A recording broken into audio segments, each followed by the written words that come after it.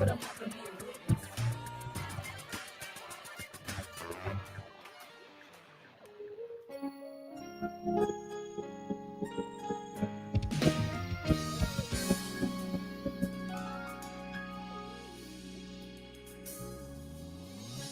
won't be defeated.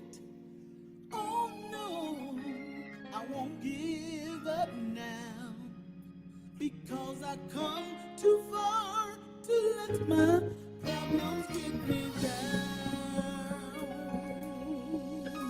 Everybody help me sing it. I won't be defeated. Just can't give up now. I won't give up now.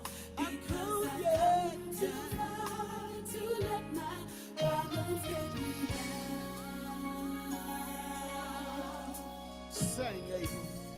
Sometimes in this life, we deal with misery and strife, and it seems like the enemy is gonna do you in. But just stand bold and tell him. Well, you tell him today that his tricks were just a delay, and you refuse to let him take you out. Don't you let him do it.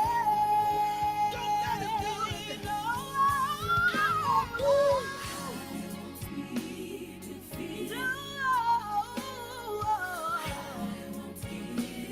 Just can't give up now.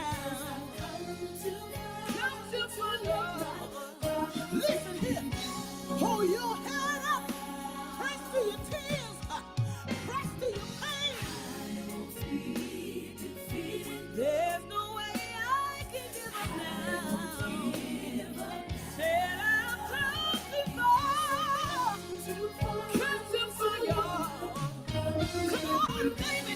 I need you to encourage somebody. It's been rough for me. WBISLP 1069, Winterville, Ayden, Grifton, Southside, Greenville, North Carolina. Good day, everyone. Welcome to the Police Report Show. The Police Report Show was created to keep the public informed and to build and maintain a positive relationship with the community. WBISLP 106.9 FM, Winterville, Ayden, Southside, Greenville, outside the listening area. Tune in on WBIS.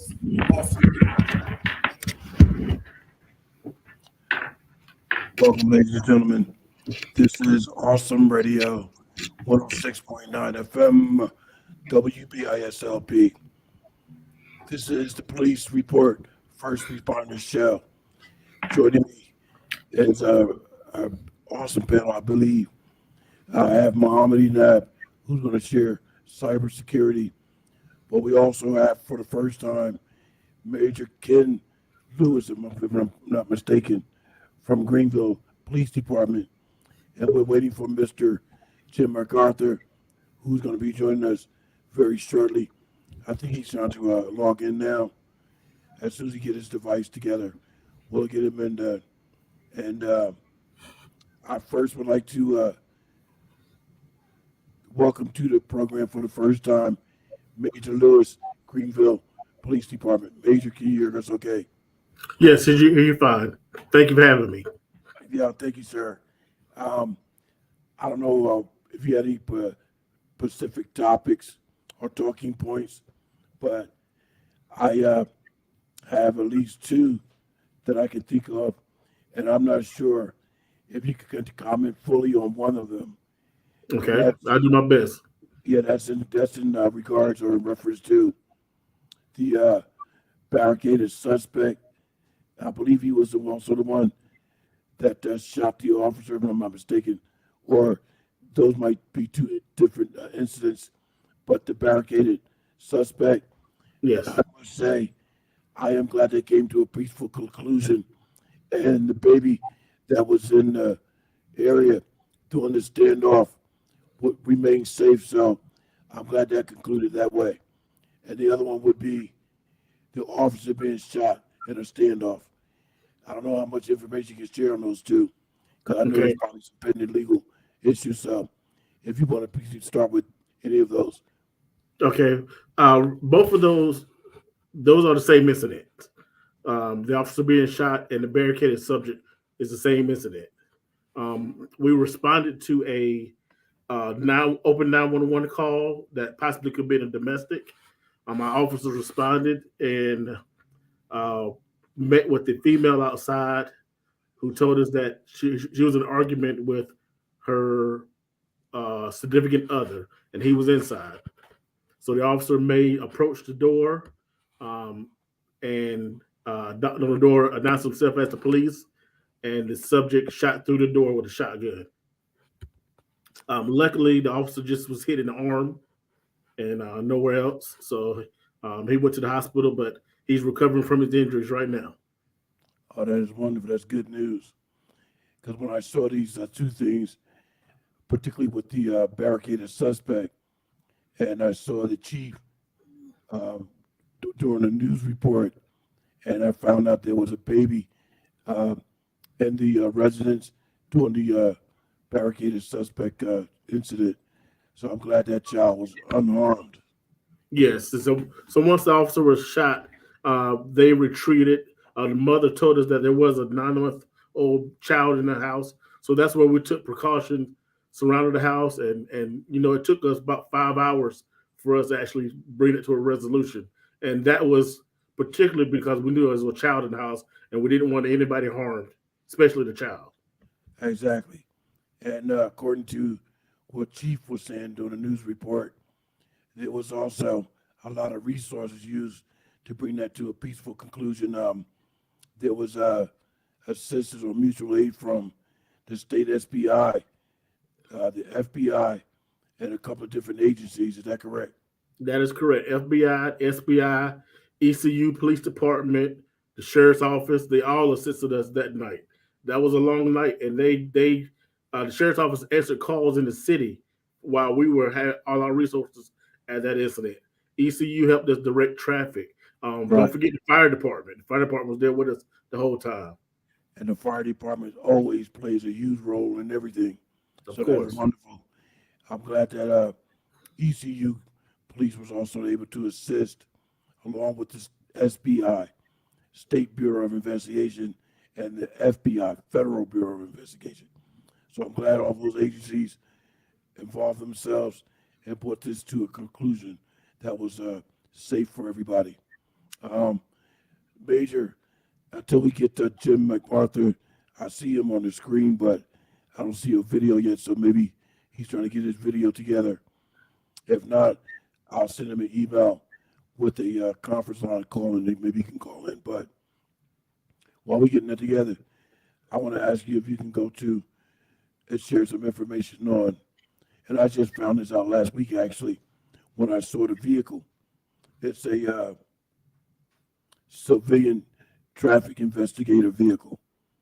Is that Yes. something that's still being developed, or is that fully developed now? It's fully developed. They are actually in training right now, and they will be on the streets within the next couple of weeks. Um, they are civilians who would take minor crashes that don't involve personal injury. They'll assist with us directing traffic, towing vehicles, different things like that that can free up a police officer to handle other matters that require a trained police officer. We take about 4,000 to 5,000 wrecks a year, and we're hoping that these civilian traffic investigators can take half of those wrecks for us. Yeah, because that would free up the police officers to do uh, Yes, other duties that's required by a sworn officer. correct. So the civilian crash investigator, unlike a police officer, they would be restricted from writing a citation. Is that correct? That is correct. They'll be able to take the wreck. They'll be able to exchange insurance information between those involved. And like I said, they'll be able to tow vehicles. Everything in a traffic crash is set right a citation. And the the insurance companies decide fault. We put what the people involved, what they tell us happened, and what we can decipher what happened. But insurance companies ultimately define fault at wrecks. Yeah, so the civilian traffic investigator is almost like a observe and report type of situation. Is that correct? Yes. Yep. Since they're not sworn. Yes. So you have individuals in training now. I believe there was a closeout date for anybody who wanted to apply for a position with the Greenville Police Department, civilian traffic investigator. And if I'm not mistaken, that closeout date was April 14th. Is that correct? It may have been. I know that we have 3 or 4 here now that have been hired and are in training and should be finished with training pretty soon. Great. And they go through a stringent training that is that was developed by the North Carolina Justice Academy that they have to go through. Really, yeah. Do you have any information available on your side as to how an individual can contact someone with interest of being as a member of that group?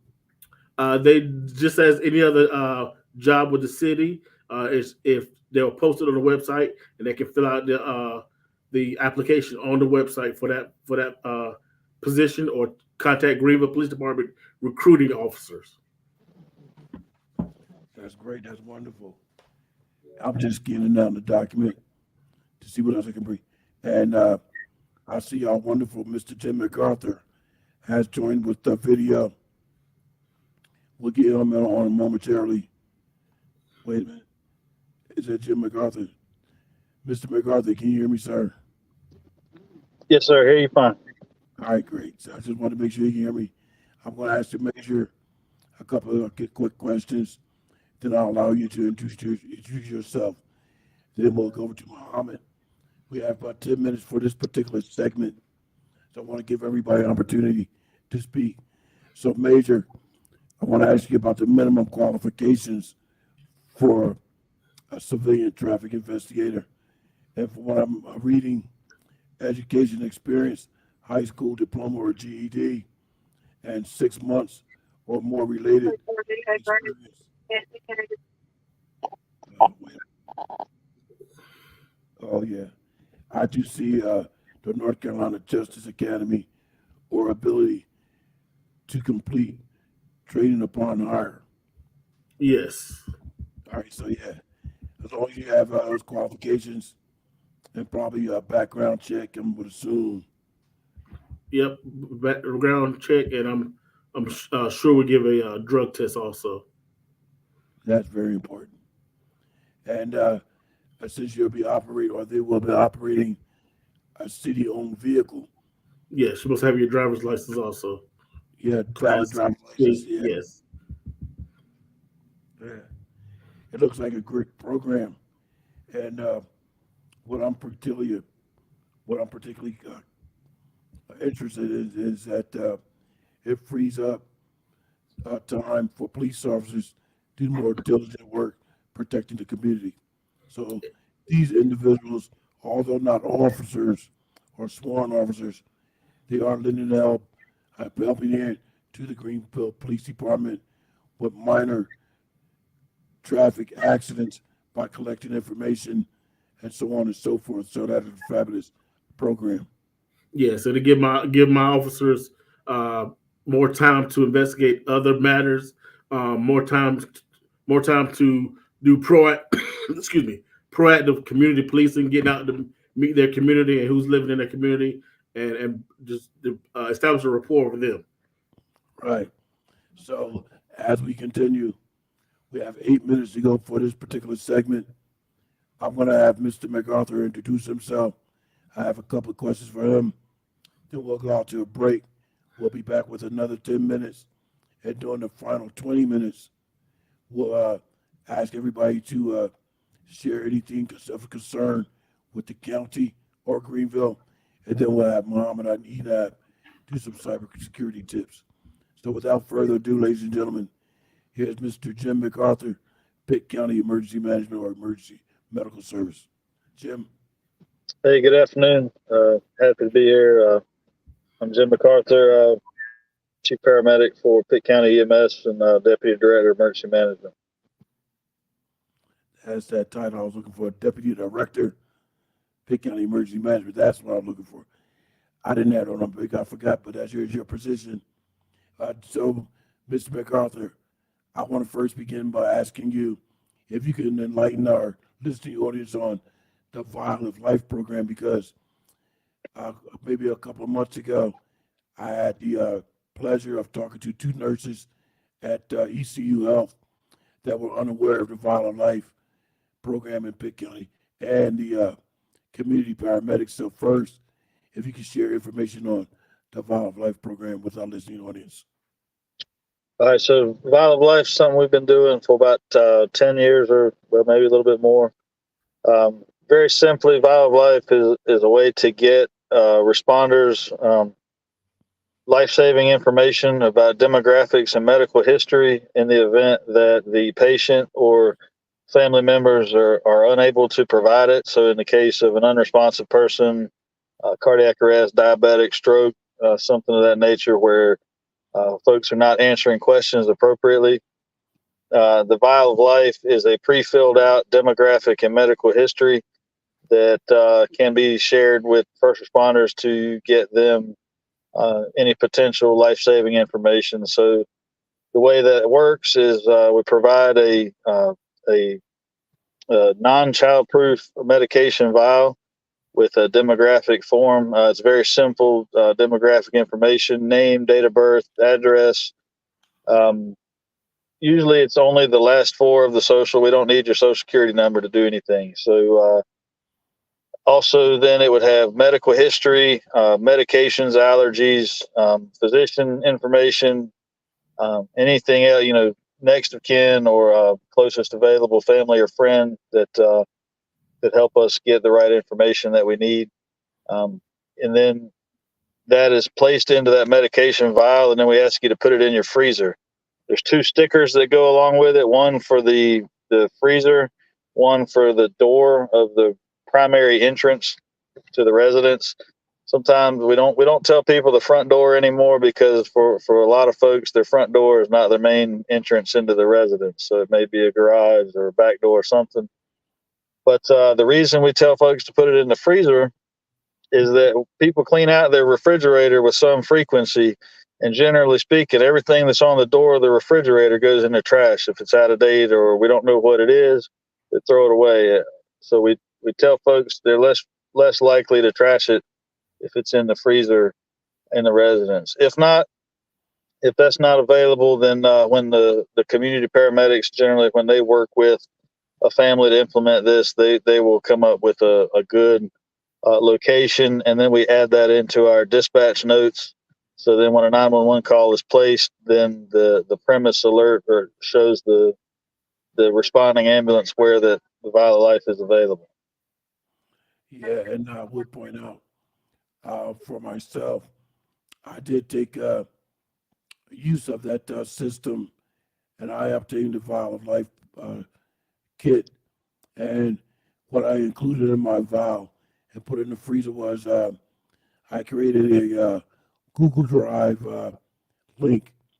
So on that document, I have a Google Drive link with a password because I made it password protected, or what's the correct word for that? It just eluded my mind, but and I made it password protected so that not just anybody can obtain it. Because for my brain injury alone, on my accident I have in 2010, is over 8,000 pages. So I know 8,000 pages would not fit in that vial. So, plus a lot of other information. So I don't know if that was even necessary, but I put that on the document, on the Vial of Life document, and put that inside the container as well. So if they needed it, they can get it. Because most of my medical records are maintained at Physicians East anyway, and Physicians East have a good program. So if you are a patient of Physicians East, Every good thing is maintaining the computer system from one doctor to the next. So I've listed that information in as well. So we have 2 minutes to go before the first break. I'm going to go back to Jim. Ask if you have anything further to say before we go to the break. I mean, I don't know what you want. Basically the vial of life is an easy thing. It sort of transcends, I guess, municipal boundaries. It's an easy way for folks to share, not sensitive, but they're pertinent medical information. Especially we encourage folks that are medically fragile. So if you are diabetic or you're high risk for stroke or some other incident that would cause you to be unable to share information, that we encourage people to do that. Any way to make the encounter with our public safety folks more efficient is an opportunity for us to have a more friendly encounter and less stressful. That generally leads to better outcomes when the paramedics and firefighters can get the information, and law enforcement as well, because PD, the police department folks are here today. Generally speaking, almost 100% of the time, law enforcement gets notified of our unresponsive calls or a lot of other medical calls, and so they wind up as the first ones on scene. And so, any way to lessen the burden on the initial responders to help them get what they need is helpful. Yeah, and with 1 minute remaining before we go to the first break, and Jim, you might not have time to answer this fully before we go out to the break. So after the break, I'll come back to you. Then I have another question for you. Then back to Major Lewis. Then we'll include Muhammad Enab with cybersecurity.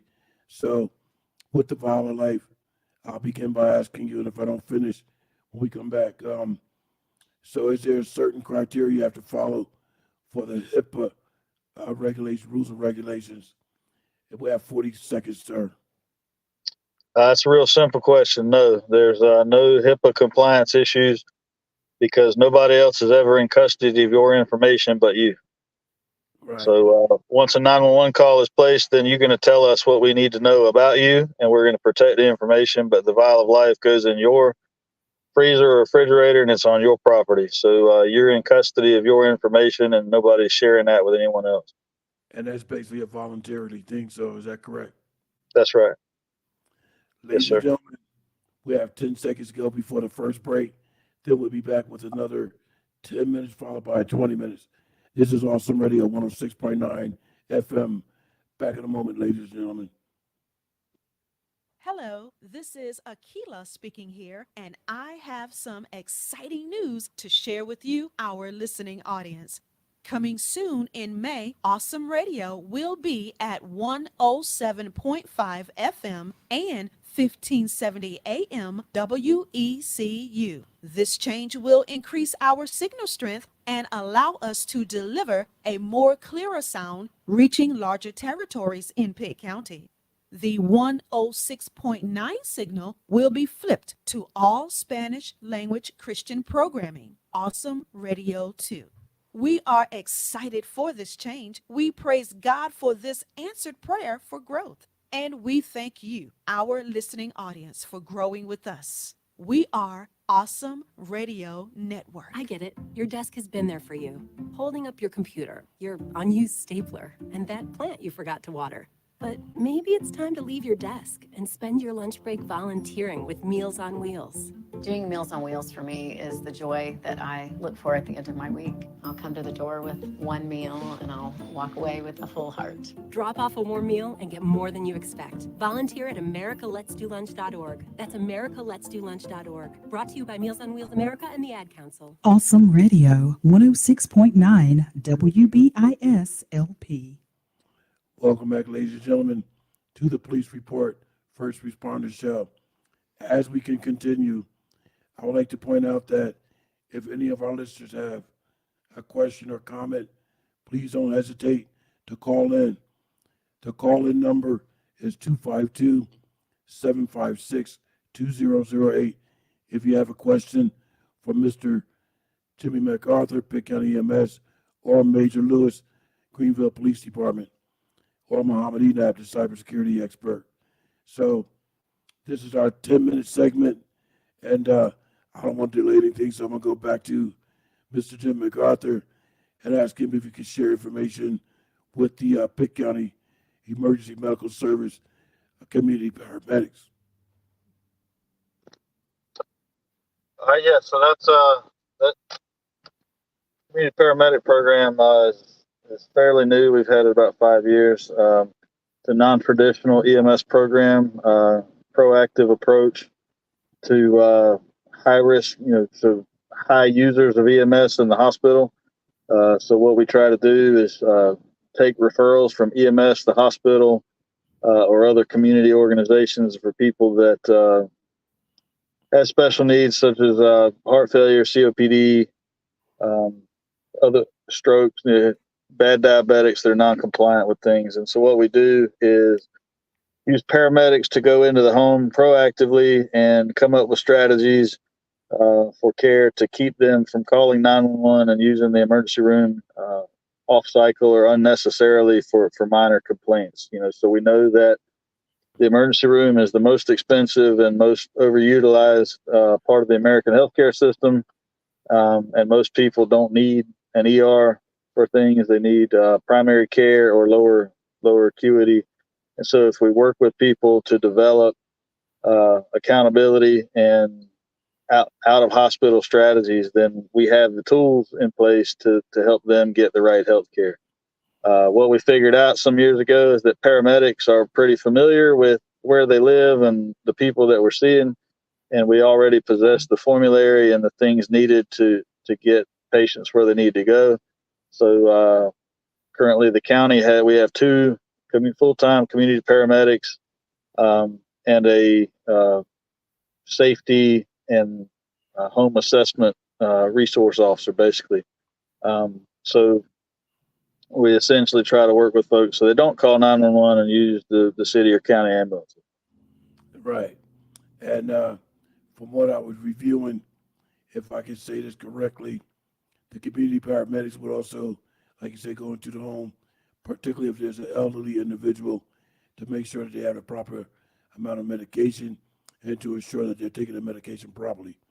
Is that information correct? Yeah, that's 100% correct. So most of the people that are in our program are seniors or folks with inadequate housing. Those are generally the folks that are at the highest risk of overusing the hospital and the ER.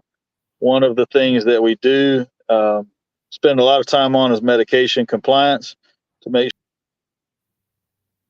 and then they can also get what they need. So okay, you went out there for a second, but you're back. And I was mentioning the 2 nurses that I informed about this. They were enlightened by it, and as I stated, they're nurses over at ECU Health, and in particular, they are involved with the rehabilitation services, particularly for individuals with brain injury, stroke, dementia, and Alzheimer's. So I think, if I'm not mistaken, they shared this information with other staff members over there to have them informed of it as well. So they took it to heart. They were very enlightened when I informed about it, because prior to me telling them that, they never knew about it. So much gratitude to them I just put it real simple. I was glad I was able to just share something with them. And I directed them to the Pitt County site to further their knowledge on it. And for our listening audience, speaking of the Pitt County website, if you go to the Pitt County website itself, and there's a lot of information available on the Pitt County site as well. I believe it's pittcounty.gov, right? pittcountync.gov, yes, sir. Yes, sir, that's right. pittcountync.gov. One thing I know they have on there is the various social media links for the county, and the public information officer, Miss Dawn Jones. Sorry. That's right. The public information officer, because she has a wealth of information. And I don't know if we have enough time, maybe between the 20 minutes. I know they have in October, They have emergency alert testing for cell phones. I think it's well, I don't want to mis inform anybody of anything. So I forgot what the initials were. I'll ask you to expand that a little bit during the next 20 minutes. Major, you have anything else at this time, sir? No, sir. I appreciate you having us, and however we can help. All right, so we have 4 minutes to go before we go to the next break.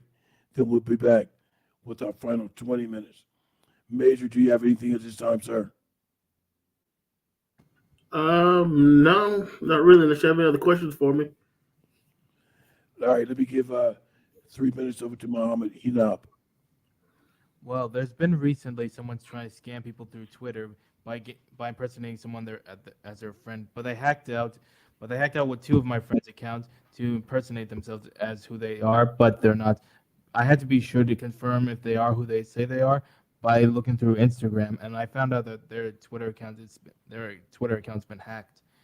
And the only reason why I know that doesn't seem right, that's not them talking, is because it's not just what you know, but it's also who you know. And the guy who's trying to scam me for money, he says some sort of Twitter offer that gives you $3,000, but in order to do that, I have to pay some sort of make payment. But I told him, I'm not buying it. And besides, if you want to know how to make sure your Twitter account it hasn't been compromised or it's been connected to other devices, go on to the Twitter settings and privacy, security and account access, apps and sessions, and go on tap in sessions, and you should see right here what type of devices that's connected to it from here. Yeah, I see that. However, if any of these are not yours, then you can easily force a log out from one of them or all of them. But I recommend that you might want to connect to your Google account just in case, because if you didn't connect to your Google account, the guy may have got the advantage and prevent you from gaining access of your own devices, and you won't be notified from emails, and you will lose your account from Twitter. The guy would probably try to scam other people, and which he has at least 8 people I know. But I told him not to accept because that guy's been hacked. Yeah, as we prepare to go to the next break in a minute and a half, then we'll be back with our final 20 minutes. But first, I would like to mention this that I forgot to mention at the top of the hour. As you may notice, Sergeant Darnell from the Pitt County Sheriff's Office is not with us today. He's normally our main guest on the show, but he's in training with the Sheriff's Office.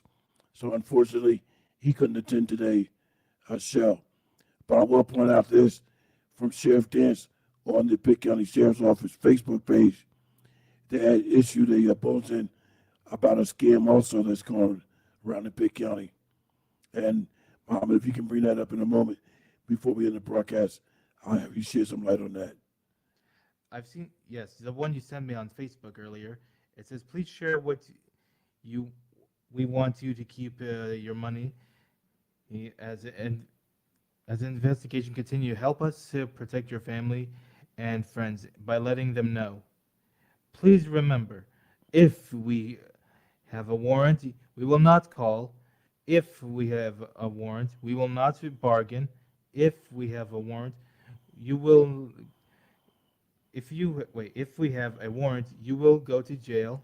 Yeah, I like that one. We don't call money. We don't collect money in lieu of you going to jail.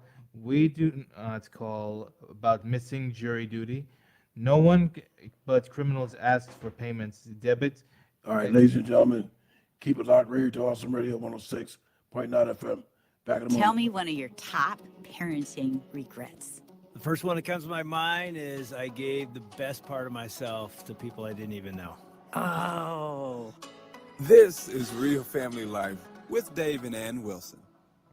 You know, as a pastor, it felt like I devoted myself to my congregation and I gave them the best. And when I would come home, you know this, I was exhausted and gave my best away to people I didn't even know. And yet I did the same thing. I'm with the kids at home, and then somebody calls, and I'm like, hey. And the kids would say, why are you so nice to strangers that call you and you're not as nice to us? That was convicting.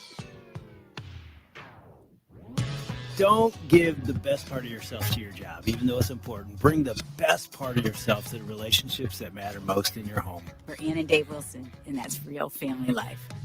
Get more at familylife.com/real. Hi, this is Lamanda. You're listening to Awesome Radio 106.9. Welcome back, ladies and gentlemen, to the Police Report First Responder Show here on Awesome Radio 106.9 FM. Also, Smooth Radio, Rocky Mount, North Carolina at 100.3. But please remember, come May, we will be increasing our signal strength. So 106.9 will become our Spanish-speaking channel, Awesome Radio 2. And we will move to 107.5 to increase our signal strength. Also, there'll be something added from ECU. So this is all to increase the Awesome Radio signal strength. So please keep that in mind. Also keep in mind, we are available 24/7 at awesomeradio.org. And we have the various apps on the App Store and Google Play. So with this 20 minutes remaining, I'm going to go back over to Major Lewis to see if you have anything else to offer for the Greenville Police Department for our listening audience. Major. Not much. I just want to make sure that everybody, there's a lot of traffic in town, and make sure everybody drives safely so we can prevent crashes. Be safe out there, pay attention to your surroundings, and just drive. Take plenty of time to get to where you're going. Okay, thank you, Major. And for Mr. Jim MacArthur, Pitt County EMS, I want to ask you if did they ever develop a what they call the system that controls the traffic signals? It's called oh my God, what is the name of that thing? So yes, Greenville in the city, we have the Opticom system for traffic signal preemption, but it's only on Arlington Boulevard.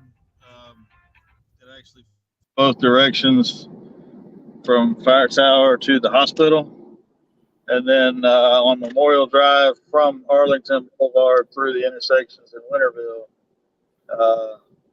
the EMS and fire vehicles can have the Opticom emitters attached to them. It's an infrared signal, but those are the only intersections in the city that are equipped with the preemption. It is a pretty expensive thing, and so we did that some years ago, and that was an effort to enhance traffic going to and from to the hospital primarily, but now we have some other thoroughfares that are pretty busy as well. But yeah, just need motorists to be mindful. Move over, when you see lights and sirens or hear sirens, be paying attention, and be ready to move your vehicle out of the way, whether it's law enforcement or fire EMS. And I want to thank you for mentioning the word preemption, because that was a word I was particularly looking for and could not think of what it was. But yeah, it's the preemption service devices inside the emergency vehicle. They would activate it with what's in turn control the lights that they're approaching, so that they can more freely go through the intersection without causing any accidents or anything like that. I think that's an awesome system. Yeah, that was something we had some years ago, and works really well. But like I say, it is expensive, and so we don't have it on every traffic light or at every intersection. And so even the ones that are preempted, even with a green light, will often see emergency vehicles slow or stop at the intersection, because people get confused, and it's definitely much safer for us to slow down. Yeah, because just because you have the preemption system doesn't necessarily mean, okay, well, we're just going to assume that the light is red in all four directions and just zoom right through the light. When in fact, just like you said, some might not be aware of what's going on or might be confused, and that will ultimately cause some major accidents. So, yeah. Well, that's absolutely right, and the major could probably speak to it better than me. But if everything was perfect, it'd be good. But folks run red lights constantly, so that's what keeps that's what makes the need for civilian crash investigators is people doing silly stuff on a frequent basis, and so we have to try to put engineering controls in place to lower the risk and enhance safety for everybody. And everybody can see the Major shaking his head. So I would like to ask Major if you'd like to respond to that. No, that's correct. I mean, that's a great tool that the EMS and fire has. I wish we could have access to it ourselves sometimes, but it's a great tool. It prevents a lot of accidents. It prevents us when it really has something emergent. It prevents us to have to block intersections for them sometimes. So I mean, it's an excellent tool. And I was going to ask you that, Major. Do they have those in police vehicles? Because I'm originally from the north, and I know for a fact, because I'm a former firefighter from New Jersey, I know they have them in fire vehicles and emergency response vehicles for like ambulances or any other kind of fire department apparatus. But I have yet to see them in patrol vehicles up north. So I'm wondering if we had an additional doing that here in the Greenville, Pitt County area. No, not that I am aware of. I think that's that type of equipment. I think is best suited for fire and EMS. That's a life saving device that they have.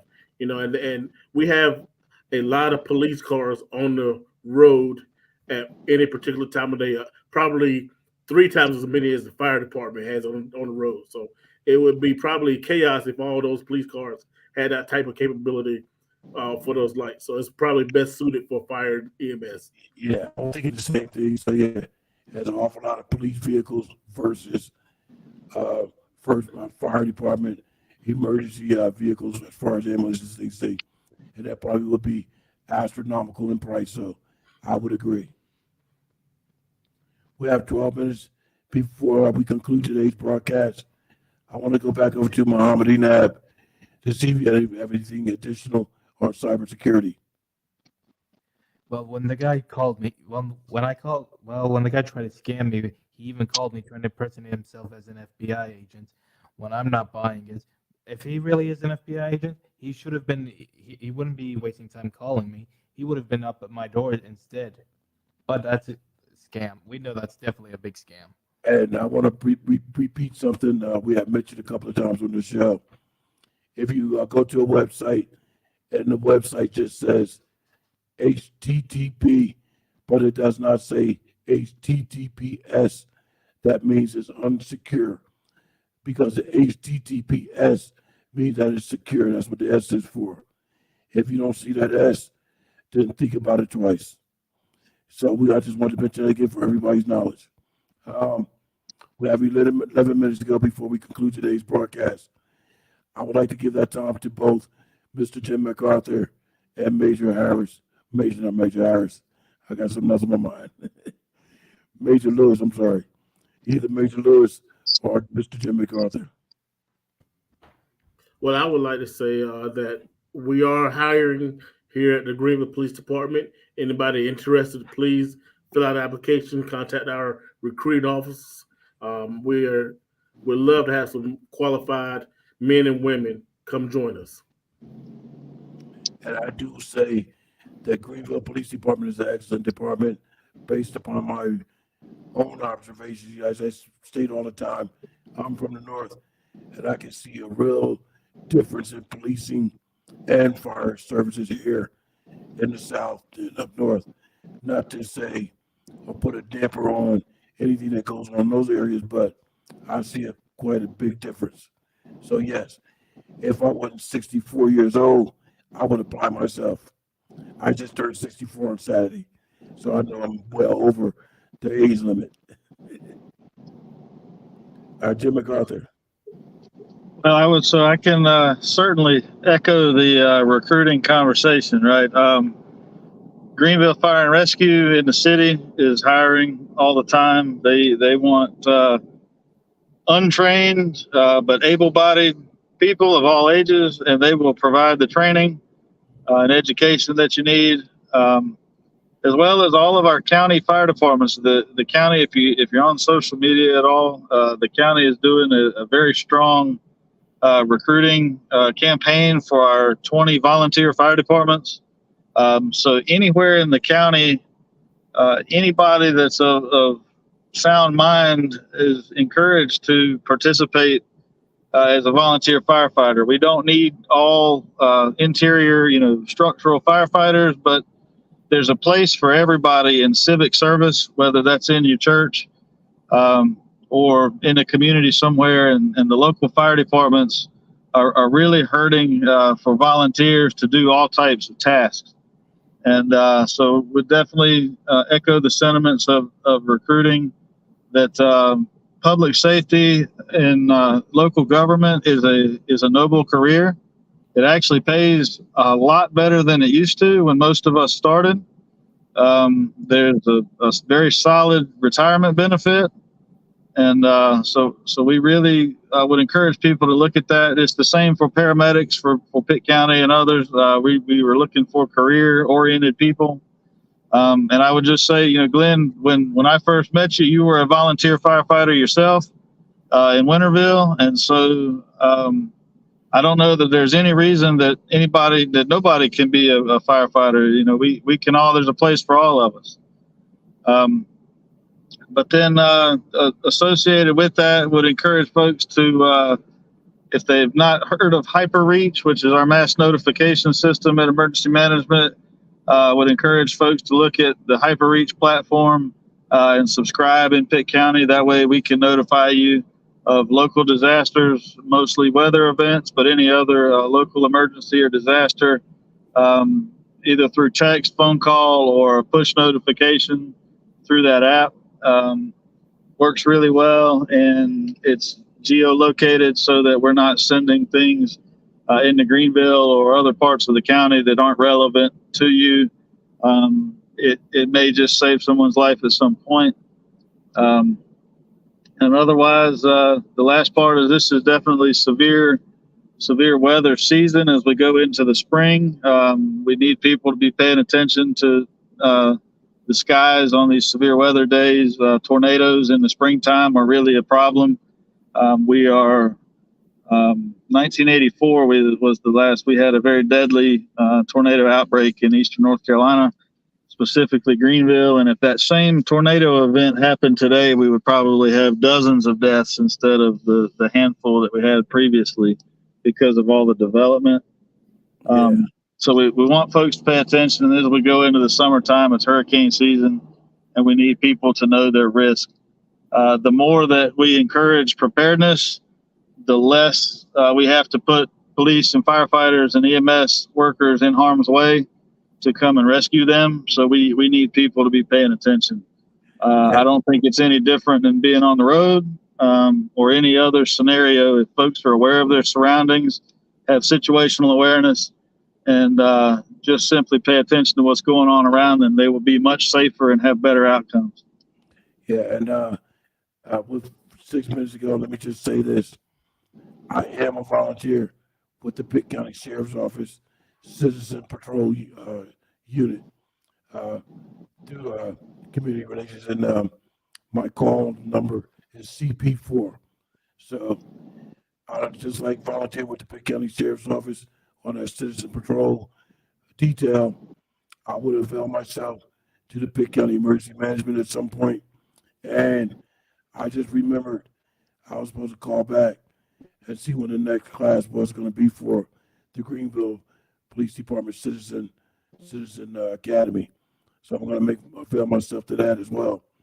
I would like to help out Pitt County and Greenville if I can. Muhammad, you have anything for the last 5 minutes? Not that I can think of. Well, it's just this. If you want to be sure if your friend's not his account hasn't been hacked, go on to the other social media and make sure it's confirmed is that's them or not. Just think of it as a two-step verification. If it's not to be sure if it's them or not. Yeah, I have a lot of things now that require a lot of two-step verification. If sometimes now, if I even log into my own email, it might ask if they can send a code to my cell phone with a 6-digit, 4-digit, or 6-digit, just so I can log into my own email and some other accounts I have. So that two-factor verification works very well. We have 4 minutes remaining. If either gentleman would like to speak for 2 minutes each, then we'll conclude today's broadcast. But I want to thank both of you gentlemen for being here today. Well, I just like to thank you for having me. Another thing about the cyber crimes, if somebody says that you have to pay money to get money, it's probably a scam. You shouldn't have to pay money to get money. Oh, it's 100% scam. That's number one for scams.